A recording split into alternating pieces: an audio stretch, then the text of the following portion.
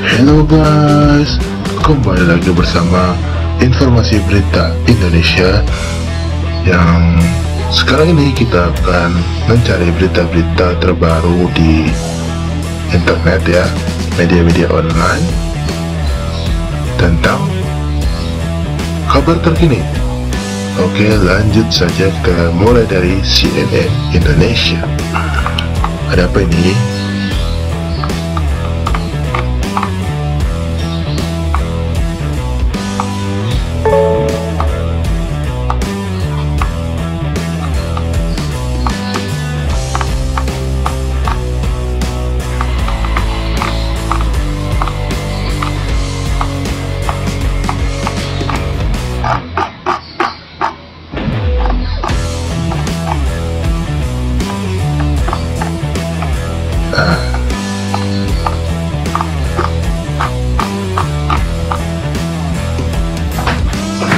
Tadi ke refresh.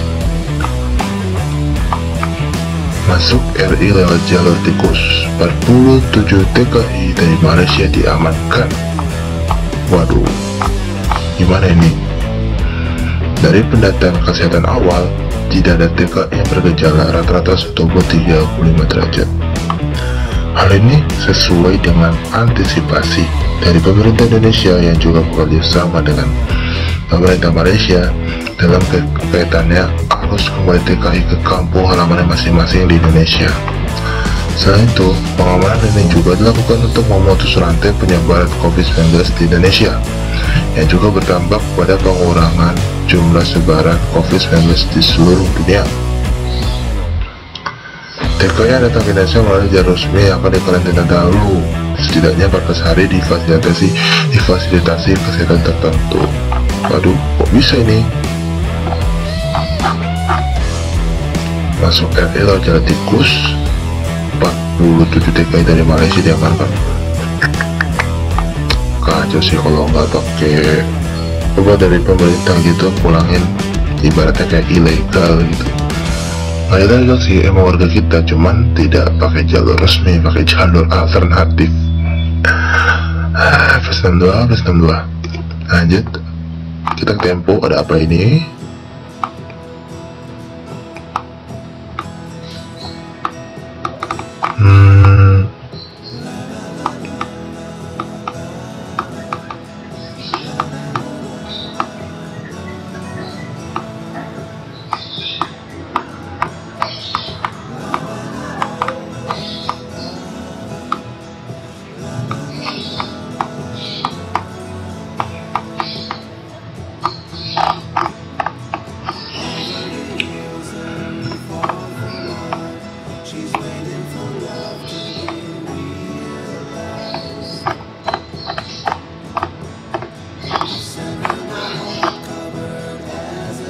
Oh, refresh sendiri. Tunggu sebentar. Saya kepencut sama ini dia, gelombang PHK. Nah tadi, ini dia, gelombang PHK pekerja tersebab oleh COVID-19. Parah sih ini, ledakan PHK di depan mata. Ratusan ribu pekerja terseret gelombang pemujatan akibat lesunya industri di masa pandemi corona. Angkanya berpotensi melonjak hingga jutaan. Yes, menambah banyak pengangguran baru akibat terbatasnya lapangan kerja. Plus program penyelamatan pemerintah bagi kaum buruh terbantu soal ketersediaan data.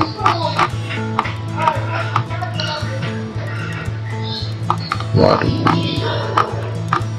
artikelnya bagus, cuman ya kasihan juga sih korban PHK itu yang gara-gara corona. Kan bisa ya, tapi nggak bisa, tapi susah juga sih. Jadi uangnya itu pakai uang yang lain, itu uang kas, tapi ini nggak mungkin deh. Aku so tahu. Susah sih ya, gara-gara corona ini industri mati. Restoran jalan, tapi beberapa yang punya langganan sih yang biasanya yang masih bisa order. semua restoran bisa order, cuman yang bagi yang punya langganan sih pasti akan order terus. Bagi yang susah dan yang baru susah juga. Maksudnya yang baru tuh yang baru buka restoran, belum punya nama gitu di masyarakat luas.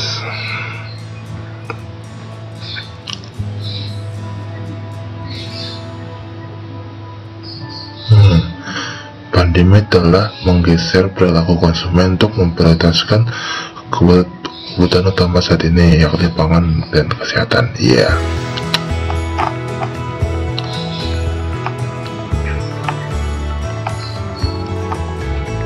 Parah sih. Lanjutlah kita berita selanjutnya. Suara.com ada apa ini?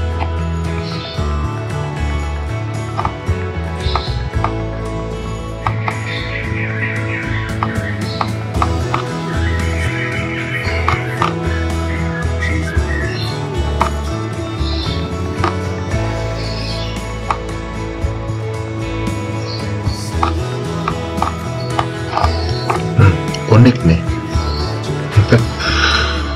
Usai wabah corona, tikus diprediksi jadi kanibal dan lebih agresif. Bisa.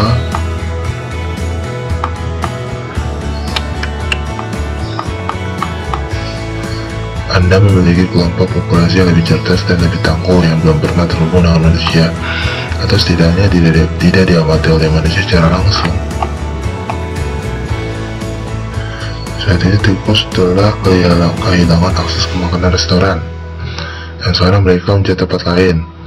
Menurut Bobby Corrigan, seorang ahli binatang penggarap perkotaan, migrasi tikus ini nantinya akan tak terhindar. Widih, tikus nih bisa saling memakan sesama tikus ya.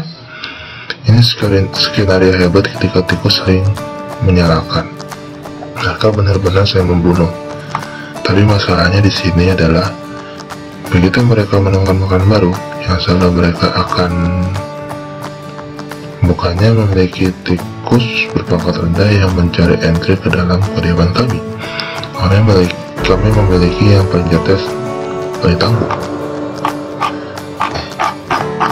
Wah, rantai makanan tikus sudah hilang, apalagi rantai makanan manusia. Enggak sih, rantai makanan manusia masih banyak, cuman untuk tikus ini udah susah jadinya. Bisa jadi tikus makan tikus. Oh udah dah, kanibal. Lanjut. Vivanus ada apa ini?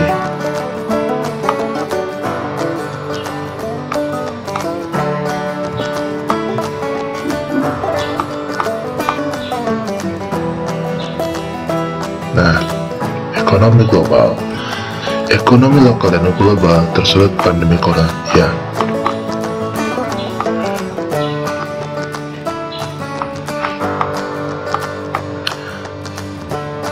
Pemberitaan seputar jatuhnya ekonomi lokal dan global menarik perhatian pembaca Vivanus.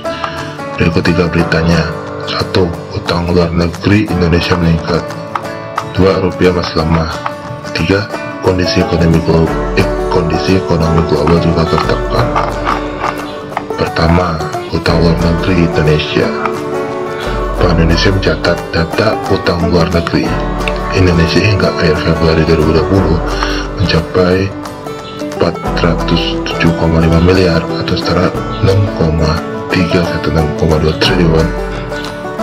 Utang luar negeri tersebut tumbuh 5,4% secara tahunan. Rupiah masih lemah.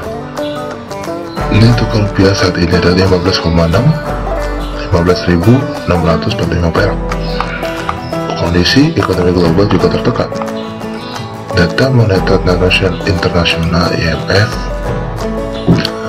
merilis outlook ekonomi dunia musim semi pada Selasa 4 April 2020. Di tengah menyusutnya sebagian besar aktivitas ekonomi dunia akibat wabah corona terancam turun ya, emang turun sudah turun. Utang luar negeri saat ini Indonesia emang masih terus berhutang ya demi untuk pembangunan, untuk keuangan juga, untuk program pemerintah juga, dan yang pasti pasti ada profit yang Indonesia taruhkan untuk luar negeri itu, supaya saling balance ya, tidak terlalu rugi. Emang sih Indonesia udah rugi banyak sih, saya tidak terlalu tahu ya kerugiannya. Pasti dari dulu sampai sekarang juga masih tetap berhutang. Indonesia kalau nggak gitu pembangunan nggak bakal jalan, bro. Hutang banyak tapi hutangnya dimanfaatkan dengan baik, ya kenapa enggak gitu. Oke, lanjut. Rupiah masih lemah karena dana investor tarik semua yang ada di Indonesia ke luar negeri. Dana investornya itu berupa untuk investasi jalan tol, investasi program yang lain seperti MRT yang baru sekarang, kereta cepat ya. Kereta cepat itu dari Cina katanya terhambat gara-gara corona, dan juga sebelum corona itu banjir, jadi terancam juga sih ya. Jangan sampai kereta cepat gagal lah, sayang banget, itu proyek bagus itu. Kondisi ekonomi global juga tertekan, ini betul banget, karena tanpa ekonomi jalan tuh kita nggak akan maju. Lanjut di kumparan, ada apa ini?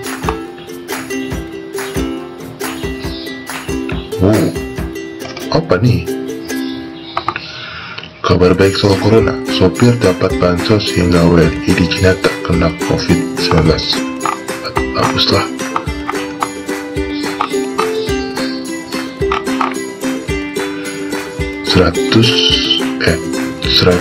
dan 197.000 sopir taksi hingga ojek akan terima 600.000 per bulan. Polri telah mendata 147.296 orang yang akan menerima bantuan sosial bansos. Mereka ternyata adalah sopir bus, truk, taksi, angkot, ojek konvensional, ojol bisa, andong, becak, kernet, bajai, dan rental mobil ataupun rental motor ataupun rental lainnya. Para sopir akan menerima 600.000 selama 3 bulan. Sebulan 600.000 itu dikali 3 bulan, ya enggak sih? 600.000 itu dipakai untuk 3 bulan. Kecil kali, tapi nggak apa-apa lah, daripada nggak dapat duit sama sekali. Sebagai bantuan di tengah dampak virus corona, bantuan akan diberikan serentak di 34 provinsi yang terbagi dalam 3 tahap, yakni 15 April sampai 15 Mei, 16 Mei sampai 15 Juni, dan 16 Juni sampai 15 Juli.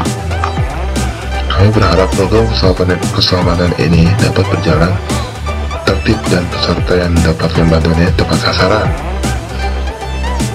Oke, bagus.